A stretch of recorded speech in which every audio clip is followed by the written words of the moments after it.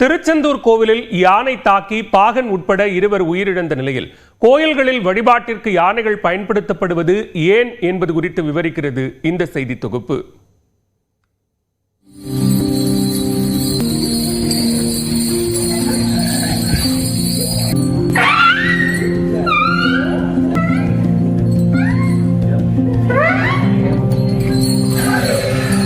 கோயில்களில் யானைகளை வழிபாட்டிற்கு பயன்படுத்தும் முறை பண்டைய காலம் முதலே தொன்று தொட்டு வருகிறது. புராணக் கதைகள் அதிகம் புகழ்பெற்ற 6ஆம் 7ஆம் நூற்றாண்டுகளில்தான் யானைகள் கோயிலுக்குள் வந்ததாக கூறப்படுகிறது.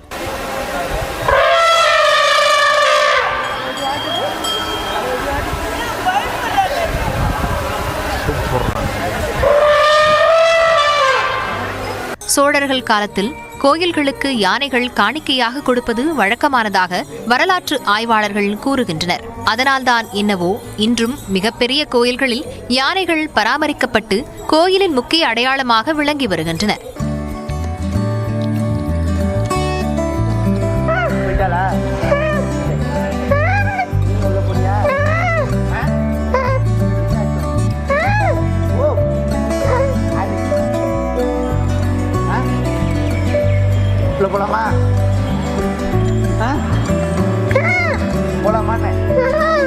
விநாயகரின் முகம் யானை போன்று இருப்பதால் கோமாதா பூஜை முக்கியமானது போல பின்னாளில் கஜ பூஜையும் விழாக்களில் முதன்மையானது.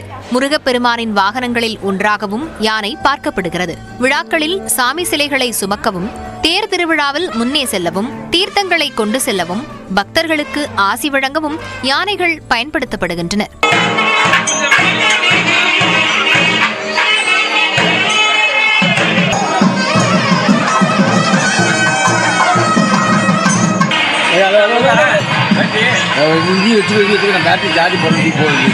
திருச்செந்தூரில் கோயில் யானை தாக்கி பாகனும் அவரது உறவினரும் உயிரிழந்த நிலையில் யானைகளை கோயிலில் வளர்ப்பது சரியா என்ற கேள்வியை பலரும் எழுப்பினர்.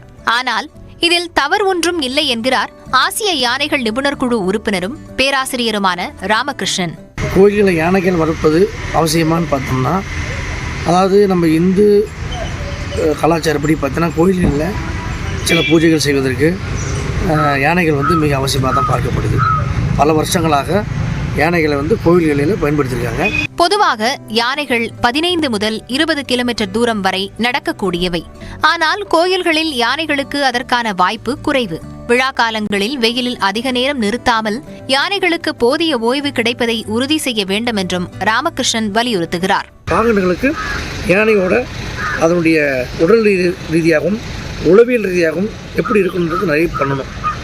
அதே நேரத்தில் கோயில்களில் விழா காலங்களில் யானைகளை பயன்படுத்தும் போது போதுமான ஓய்வு கிடைக்குதா, அதற்கான வெயில் படாமல் அந்த வெயில் அதிகம். ஏன்னா யானைகள் ஸ்வெட் கிளான்ஸ் வேர்வை சுரப்புகள் மிக குறைவு.